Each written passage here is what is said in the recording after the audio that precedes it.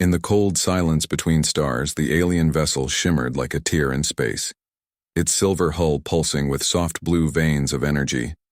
Inside the royal chamber of the Zenthari cruiser, Princess Lila sat alone, her slender fingers tracing the edge of a data crystal.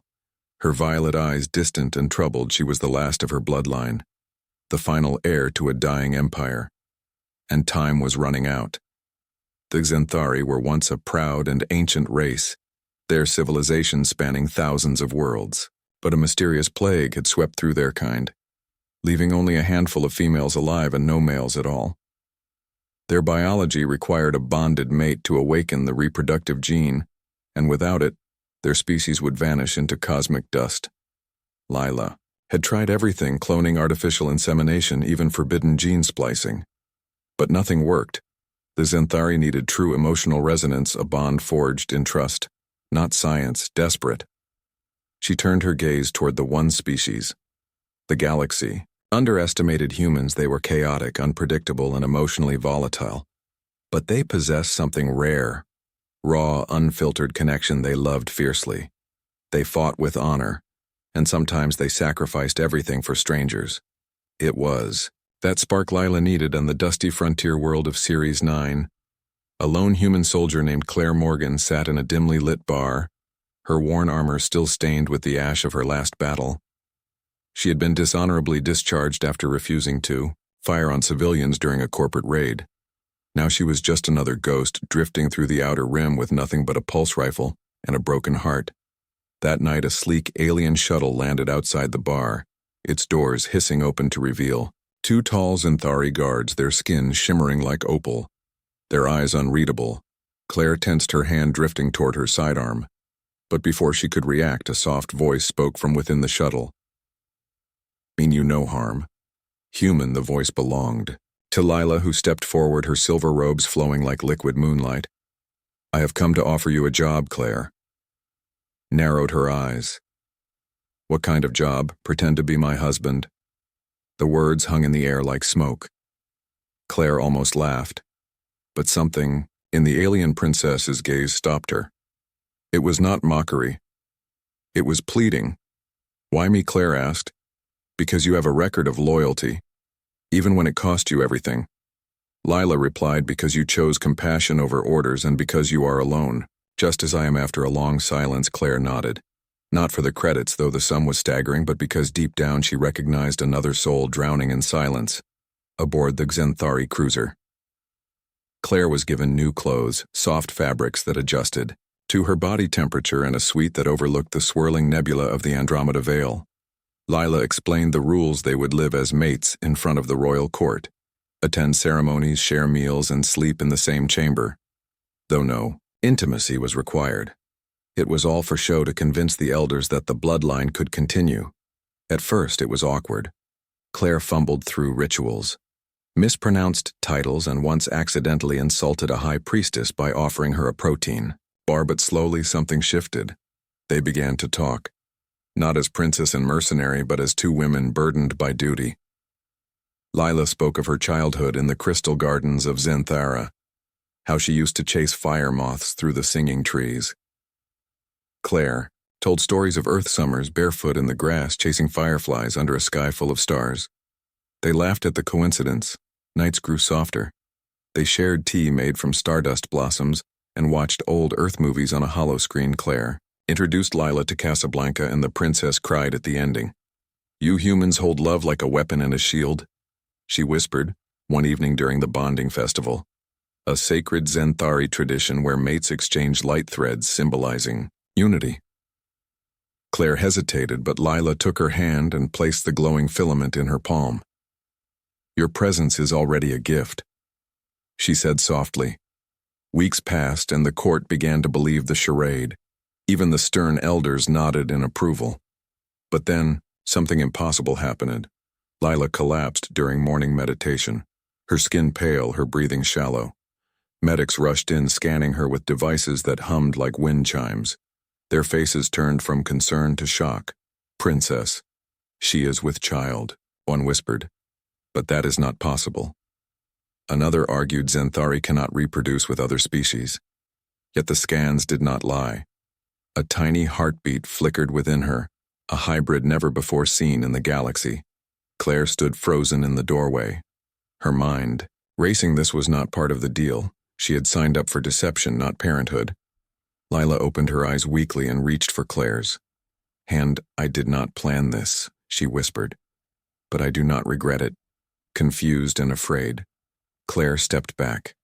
You said it was impossible. Biology is not always logic, Leela replied.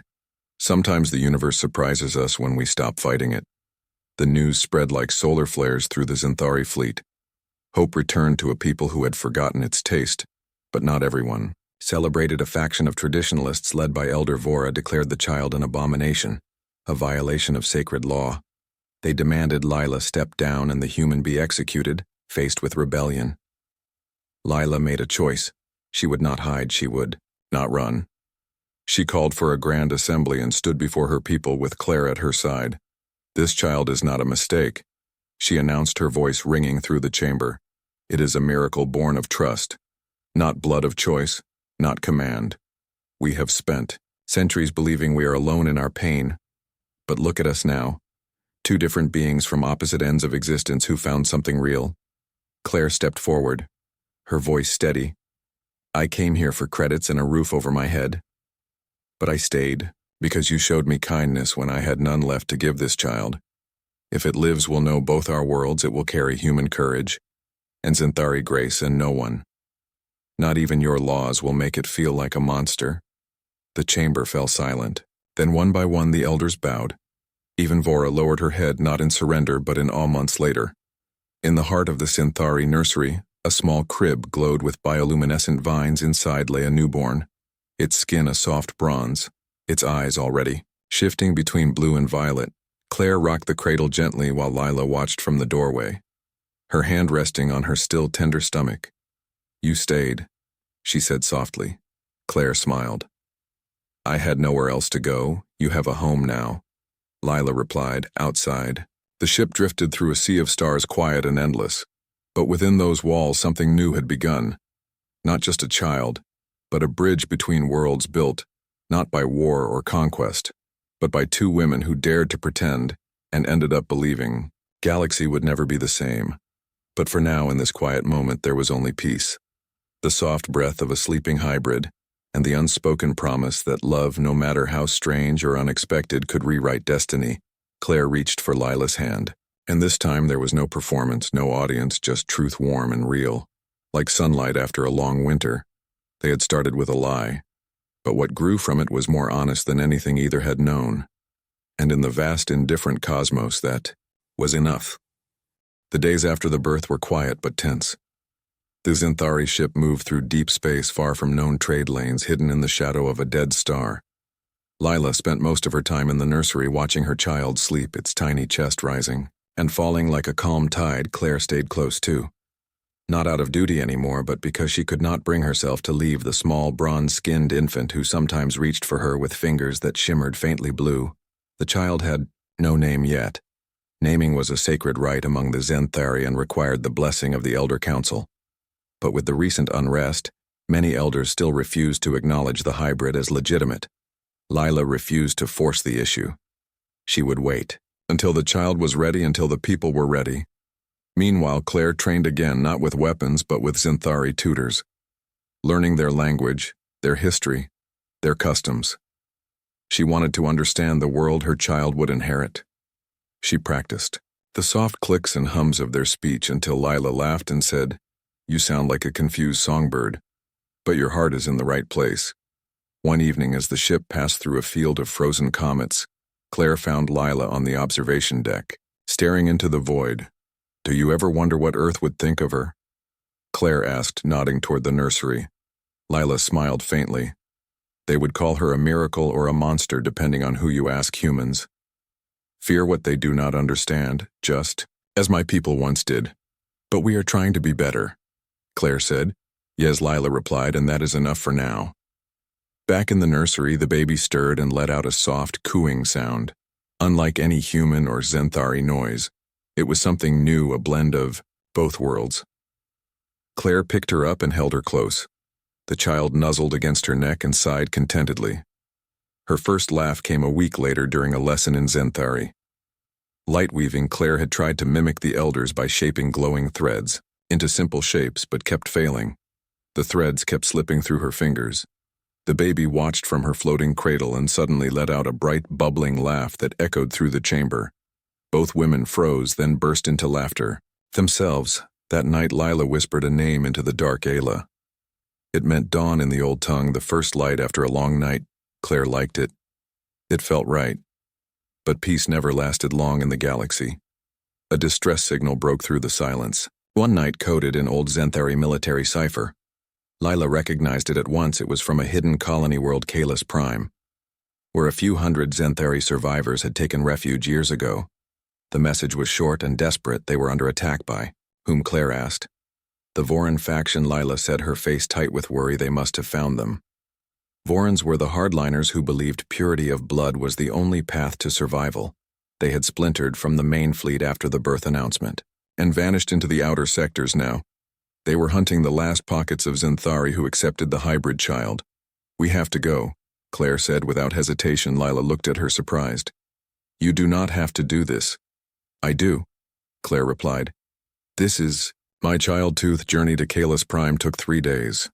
The ship cut through asteroid belts and ion storms, pushing its engines to the limit when they arrived. The colony was burning. Black smoke rose from the domes that once housed gardens and schools. Zenthari civilians ran in panic as armored Voran soldiers rounded them up.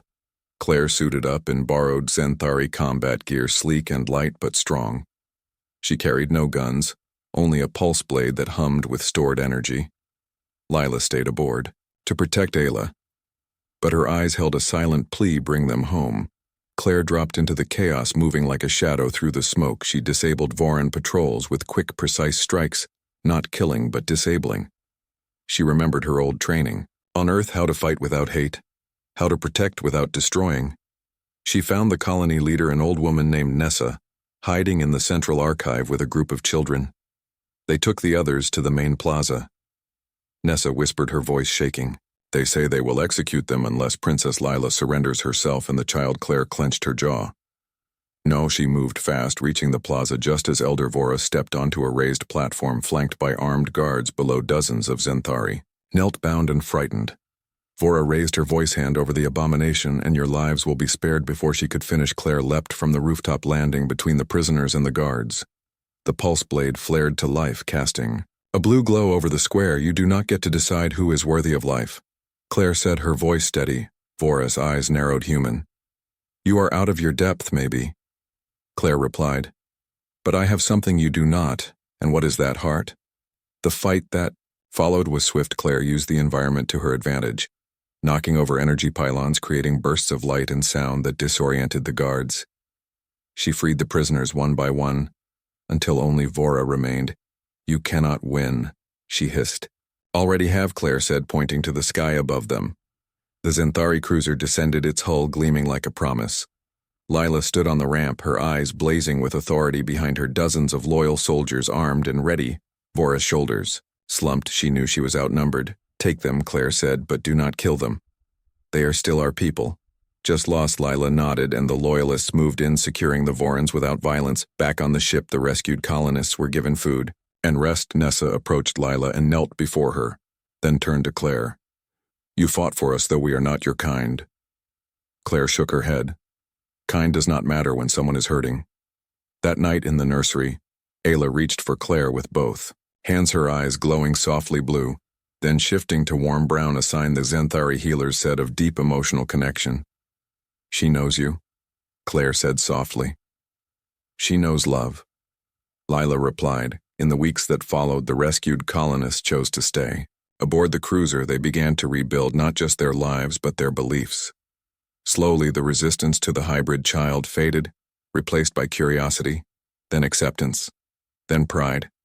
One morning, a group of elders came to the nursery not to judge but to witness. They watched as Ayla babbled and reached for a floating light orb, shaping it with her tiny hands into a perfect spiral. A skill no Zenthari child could do before age 5. Perhaps the old ways were too narrow, one elder admitted. Perhaps. The The future is not about blood but about choice. Another added. Lila held Claire's hand as they stood together, watching their daughter play. The weight of empire still rested on Lila's shoulders. But it felt lighter now. Shared. Claire thought of Earth, of the war and the silence that followed her discharge. She had come to this ship looking for nothing, and found everything: a purpose, a family, a reason to believe again. Out in the stars, the galaxy still turned full of danger and uncertainty. But, for the first time in a long time, there was hope, not just for the Xanthari, but for something new, something born of two worlds and held together by something stronger than biology. Love was not a contract or a performance. It was a choice made every day in small quiet moments, like rocking a child to sleep or standing in front of a firing squad for strangers, or simply staying when it would have been easier to walk away. And as the ship sailed toward unknown horizons, Claire knew she would make that choice again and again without hesitation. Because home was no longer a place, it was the people who chose to stand beside you, even when the universe said they should not. Months passed and the cruiser became a floating home, not just for Lila and Claire, but for over 200 Xanthari from Kalis Prime. The ship hummed with new life. Children played in the gardens. Elders taught history in open halls, and the mess deck echoed with laughter and shared meals. Claire no longer felt like an outsider. She walked the corridors with ease, nodded to guards who once eyed her with suspicion and now saluted with respect. Ayla grew fast, her mind sharp, her body strong. By her first birthday, she could speak in short sentences, mixing Xanthari tones with Earth words like mama and star. She loved to float in the zero-gravity play chamber, chasing glowing motes that Claire called fireflies, though they were really bio-drones designed for learning. But peace was fragile. News came from the outer rim. A Voran warship had been spotted near the Helios Drift, armed and broadcasting hate-filled messages. They called Ayla a corruption and demanded her surrender, or they would burn every Xanthari settlement they found. Leela called a war council in the command chamber. Her face calm, but her fingers tapped a nervous rhythm on the table. "We cannot run forever," she said. "We do not have to." Claire replied, standing beside her. "We fight, but not like them." "What do you mean?" "We show them that strength is not just in weapons, but in unity." Claire proposed a bold plan. Instead of hiding, they would invite neutral systems to witness the truth. They would broadcast a message across the galactic network, showing Ayla not as a threat, but as a child laughing, playing, learning, loving. They would let the galaxy see what the Vorans refused to. It was risky. Some elders feared it would draw more enemies. But Lila agreed. "If we hide her, we tell the universe she is something to be ashamed of. We will not do that." The broadcast was prepared in the main observatory. Ayla sat on a soft mat surrounded by toys while Claire and Lila spoke to the camera, not as princess and soldier, but as mothers. "This is our daughter," they said together. They showed her shaping light into flowers, mimicking Claire's earth songs, and reaching for Lila with sleepy eyes at the end. Ayla looked straight into the lens and waved. The message went out on every open channel. Within hours, replies flooded in from human outposts, Xanthari sympathizers, even former enemies. Some sent messages of support, others offered sanctuary. A few called it a trick, but many more said they saw hope. The Voran warship changed course, heading straight for the cruiser. They would not be swayed by sentimentas. The enemy ship loomed on the view screen. Lila stood at the command console. Calm, Claire stood beside her. Not in armor, but in simple clothes. They had made a choice. They would not fire first when the Vorans hailed them. Elder Vora appeared on screen, her face hard. "Surrender the hybrid or be destroyed." Leela stepped forward. "No, you doom us all." "No." Claire said, "You doom yourselves by refusing to grow." For a long moment, silence filled the bridge. Then the Voran ship powered up its weapons, but before they could fire, a new signal cut through the static. Dozens of ships appeared on the long-range scan. Human freighters, Xanthari scouts, even a few independent mercenary vessels. They formed a loose ring around the cruiser, shields up, weapons ready. "We stand with them," a human captain said over open comms. "We will not let you erase the future." Another added. The Vorans hesitated, outnumbered and outmaneuvered. Elder Vora stared at the screen, her eyes flicking from Lila to Claire to the image of Ayla still playing in the background. "You have turned the galaxy against us," she whispered. "No," Lila replied. "We have shown them There is another way in the end. The Voran ship powered down its weapons and drifted away, not in surrender but in retreat. The fight was not over, but the tide had turned. Afterward, the cruiser hosted a gathering. Not a victory feast, but a meeting of minds. Representatives from a dozen systems came aboard. To talk, not to trade or negotiate, but to listen. They met Ayla, who shyly offered them each a small light flower she had made with her hands. One old human trader knelt before her eyes. Wet. "This is what we lost on Earth," he said, "a chance to be better back." In their quarters that night, Claire held Ayla as she drifted to sleep, her breathing soft and steady. Lila leaned against the wall, watching them. "Do you think she will be safe?" Claire asked. "Not always," Lila said. "But she will never be alone." The next morning, Ayla took her first real steps, not in zero gravity, but on the solid floor of the nursery. She wobbled, then laughed and ran straight into Claire's arms, then turned and ran to Lila, then back again like a tiny comet between two stars. The healers said her biology was stabilizing. She would live a full life, neither fully human nor fully Xanthari, but something new and strong. As the cruiser sailed toward a newly formed alliance zone, a place where old enemies were learning to share space, Claire stood on the observation deck with Lila and Ayla in her arms. "What do we do now?" Claire asked. "We build," Lila said simply. And so they did. They helped design schools where Xanthari light weaving was taught alongside human engineering. They set up clinics where healers from both species worked together.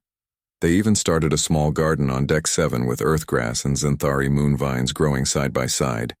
Ayla loved the garden most of all. She would sit in the grass barefoot like Claire had once done on Earth and watch the vines bloom under the ship lights one evening as the three of them sat together watching the stars. Ayla looked up at Claire and said, "Mama, stay." Claire kissed her forehead always. Leela took Claire's hand and squeezed it gently. "We did not plan this life, but it is ours, and it was enough." The galaxy was still vast and full of unknowns. But for the first time in generations, the Xanthari did not face it with fear. They faced it with a child who carried two worlds in her heart and two mothers who refused to let darkness whine in the quiet hum of the ship, surrounded by the people they had saved, and who had saved them in return. Claire finally understood what home really meant. It was not a planet or a species, or even a bloodline. It was the choice to love even when it made no sense, even when it was hard, even when the universe said it should not be possible. And as Ayla drifted off to sleep between them, her small hand holding both of theirs, the stars outside seemed a little less cold, a little less lonely. The future was unwritten, but for now, in this moment, there was peace. And that was everything. The alliance grew slowly but surely over the next year. More ships joined the fleet, not just for protection, but for purpose. They called themselves the Dawn Covenant, a name chosen by Ayla during one of her playful naming games. But it stuck because it felt right, a new beginning after a long night. Claire took on a new role, not as a soldier, but as a bridge. She traveled to human colonies, teaching them about Xanthari culture, and brought Xanthari students to human outposts to learn engineering, medicine, and art. She wore no uniform. Now just simple clothes and a small pendant Ayla had made from fused starlight and recycled ship metal. It glowed faintly when she was near someone in distress. Leela ruled differently too. She held open councils, where even the youngest voices were heard. She walked the decks not with guards but with Ayla in her arms, listening to complaints, sharing meals, and sometimes just sitting in silence with those who had lost everything. Ayla herself became a quiet symbol wherever she went. Children gathered around her, not out of fear but curiosity.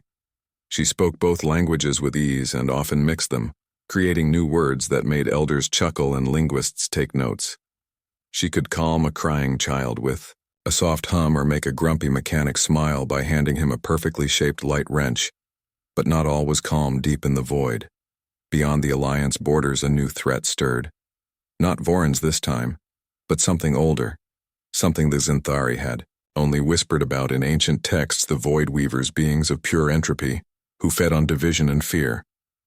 They had slept for millennia, but the birth of a hybrid child, the joining of two species, had sent ripples through the fabric of space, waking them. The first sign was a dead zone, a region of space where comms failed and ships vanished without a trace. Then came the dreams. Claire woke one night gasping, her skin cold sweat beading on her forehead. She had dreamed of endless darkness and a Voice that was not a voice whispering. You do not belong. Leela sat up beside her, eyes wide. You felt it too. Ayla was already awake, standing by the window, her small hands pressed against the glass, her eyes glowing a deep indigo. They are coming, she said. Simply, the Void Weavers did not attack with weapons, they attacked with doubt. They sent psychic waves that made allies turn on each other. Friends forget their bonds and parents fear their own children on a mining colony near the border. A human crew turned on their Xanthari partners, accusing them of sabotage on a science station. A mother refused to hold her hybrid child, saying it was not her Hispanic-bred Lila, called an emergency meeting. But even the Alliance leaders argued, voices sharp. With suspicion, Claire watched from the back, her heart heavy. This was exactly what the enemy wanted.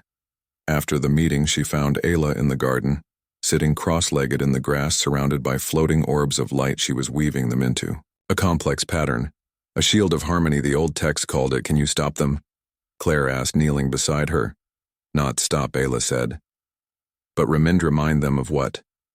That love is stronger than fear. The next day, Claire and Lila took a small shuttle and flew toward the edge of the dead zone, not to fight but to stand. They brought Ayla with them, though it went against every protective instinct they had. As they crossed into the void, the ship lights flickered. The air grew cold, and the comms filled. With whispers, you are alone, the voice hissed. You are never wanted. Claire gripped Lila's hand tight, but Ayla stood in the center of the cabin. Her eyes closed, her hands raised, and then she sang. It was not a song of Earth or Xanthara. It was something new, a melody that vibrated through the hull, through space itself. A sound of pure connection. The whispers faltered. The darkness shrank back. On the bridge of every ship in the Alliance, crews stopped arguing and looked at each other. Really. Saw. The fear but also the care beneath it. A human engineer reached for her Xanthari co-pilot and squeezed his shoulder. A mother picked up her hybrid child and held her close. Whispering, I'm sorry. The Void Weavers recoiled, not from force but from truth. They cannot stay away forever, Lila said as they returned to the Cruzerno. Claire agreed, but neither can we. From that day, the Alliance changed. They began daily rituals, not of war, but of remembrance. Each morning, ships broadcast a short message, a story, a song, a moment of kindness to anchor themselves in what matter. Dela became the heart of it. She visited every ship, every station, not as a princess, but as a friend. She listened to lonely pilots, played with orphaned children, and sat with the elderly, sharing silence when words were too heavy. One day on a remote medical outpost, Ayla met a young human boy named Leo, who had been injured in a mining accident. He had lost his leg and his hope. He refused to speak to anyone until Ayla sat beside his bed and handed him a small light orb. Make it spin, he whispered. She showed him how, and soon he was shaping light into wheels and wings and racing ships. By the time he left the outpost, he walked with a new prosthetic and a smile, and he carried Ayla's light orb in his pocket. Stories like that spread faster than any weapon ever could. Years passed. Ayla grew tall, her features a perfect blend of both worlds, her mind sharp, her heart open. She began to train not just in Xanthari arts, but in human diplomacy. She spoke at gatherings not with grand speeches but with simple truths. We are not the same. She told a crowd of skeptical delegates once, and that is good, because if we were the same, we would never learn anything. New Claire watched her with pride, and sometimes with fear, because she knew the galaxy would always have shadows. But Ayla was learning to carry her own light. Leela, too, had changed. She no longer ruled from a throne, but from the middle of the people. She still carried the weight of her bloodline, but she shared it now with Claire, with Ayla. With the whole Alliance, one evening, the three of them stood on the observation deck, watching a new colony take shape on a green-blue world below forests, rivers, and open skies. Is this home? Now Claire asked. Lila smiled. It is one of mine. Ayla tugged Claire's sleeve. Look, Mama. In the distance, a flock of native birds rose into the sky, their wings catching the sunset in flashes of gold and violet. For a long moment they stood in silence, not needing words. The journey had not been easy. There had been loss, pain, and moments when giving up seemed smarter than hoping. But they had chosen each other again and again, and that choice had built something no enemy could destroy. As the stars began to appear one by one above them, Ayla leaned against Claire and Lila wrapped an arm around them both. The future was still unwritten. but it was theirs to shape together, and in that quiet moment under an alien sky they were exactly where they belonged. The green-blue world below was named Alara, a name chosen by its first settlers, a mix of human and Xanthari families, who wanted a fresh start, far from old wars and ancient fears. The colony grew fast, not with towering cities, but with open fields, shared gardens and homes built to let in light and wind. Claire moved there with Lila and Ayla, not as leaders, but as neighbors. They lived in a simple house near the river, its walls made of woven biostone that breathed with the weather at night. The windows glowed softly from within like a lantern in the dark. Ayla was 10 now, tall for her age, her bronze skin dusted with faint silver freckles that shimmered in sunlight. She walked to school with other children, some human, some Xanthari, some, like her in between. She never felt strange, only seen. She had begun to show new abilities, not just shaping light, but sensing emotions across distances. Once she stopped a fight between two boys by standing between them and humming a low, steady note, until their anger melted into shame. Then tears, then laughter. Teachers did not know how to classify her, so they let her teach. Instead, she showed younger kids how to calm their minds before tests, how to listen, not just with ears, but with hearts. Claire worked in the fields, now planting crops that grew under both human suns and Xanthari moons. She liked the feel of soil under her nails, the rhythm of seasons, the way sweat meant something real, not just survival, but creation. Leela served on the colony council, but she spent most evenings in the community hall listening more than speaking. She helped design a new kind of school, where history was not just memorized but lived. Children reenacted peace talks, built models of old warships, then took them apart to build bridges. But peace on Alara did not mean peace everywhere. Rumors came from the outer rim of a new faction rising. Not Vorans this time, but humans who called themselves the Pure Earth Movement. They believed hybrids were a threat to humanity's future. They burned Xanthari outposts and spread lies through hacked networks. One night a distress call came from a small research station orbiting a gas giant. 3 scientists, 2 human, 1 Xanthari, were trapped, their ship damaged, their comms jammed. Claire recognized the station. It was where she and Lila had taken Ayla for her first medical checkup years ago. "We have to go," Lila said before Claire could speak. "I know." They took a fast scout ship painted in neutral gray. No markings, just a simple vessel for a simple mission. They approached the station. They saw the damaged black scorch marks on the hull, flickering emergency lights inside. No signs of life. But then a small signal pulsed weak and steady from the med bay. They docked quietly, Claire in a light suit, Lila behind her pulse blade ready but not drawn. Inside, the station was cold and dark, the air thin. They moved through corridors littered with broken glass and overturned chairs. Then they heard it. A child's whimper. In the med bay, huddled under a table, was a girl no older than 6. Her face streaked with tears, her arm wrapped in a torn sleeve. She was human, but her eyes held a strange silver tint. She looked up and whispered, "Ayla." Claire froze. "How do you know her name?" The girl pointed to a holoframe on the wall. It showed a news clip of Ayla speaking at a youth summit on Laramie. "Mom showed me. She said Ayla was proof that love wins." Claire knelt down. "What happened?" "The Pure Earth people came. They took everyone else but I had." Leela scanned the room, her face tight. "They will be back. We cannot leave her," Claire said. "We will not." They brought the girl back to Alara, named her Maya after the old Earth word for illusion because she had hidden so well, but also because she reminded them that truth is often hidden in plain sight. Maya's parents were never found, presumed dead, but she did not cry much. She watched Ayla with wide eyes and slowly began to mimic her gestures, her calm, her kindness within. Weeks Maya was playing with the other children, laughing, running through the fields. Her silver-tinted eyes no longer a mark of fear, but of something new. Scientists studied her quietly and discovered something astonishing. Her DNA showed faint Xanthari, markers not from birth but from prolonged exposure to Ayla's energy field. It seemed Ayla's presence could gently rewrite biology, not by force, but by invitation. The news spread carefully, not as a weapon, but as a wonder. On Alara, they built a new wing, in the school called the Bridge Classroom, where children with mixed heritage or unusual traits could learn together, not to be fixed, but to be understood. Ayla spent hours there. not as a teacher, but as a friend. She sat with kids who felt too much, or too little, who saw colors in sounds or heard music in silence. One boy named Kai could not speak, but he painted emotions on walls with light brushes. Ayla would sit beside him and match his colors with her voice until others began to understand. His silent language. Claire watched all this with quiet awe.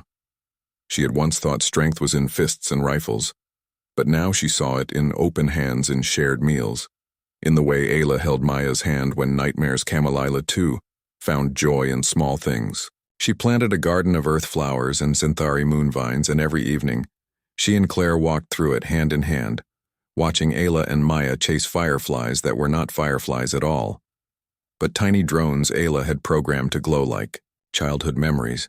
But the outside world still turned. A message arrived from the Alliance Council.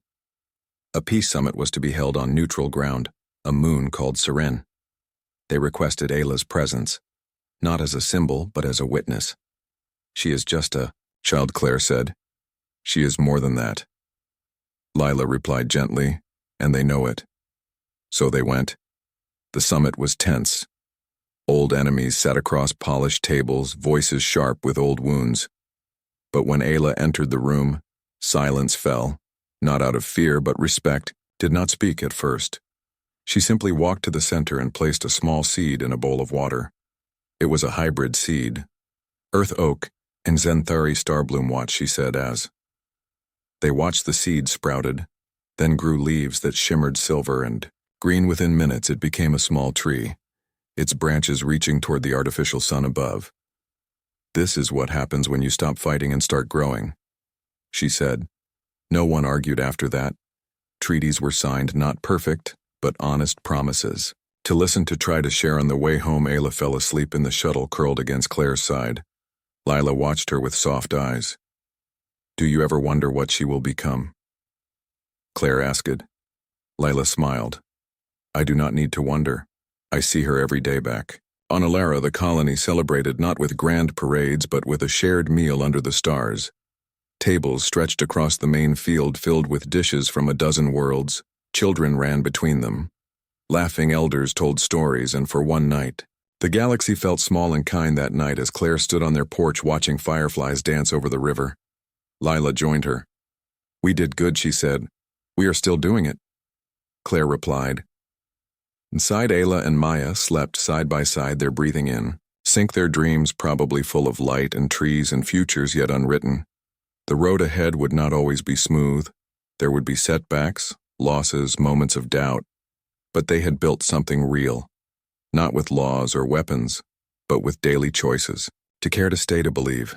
And as the twin moons rose over Alara, casting silver light on the fields below, Claire knew they were not just surviving, they were blooming together.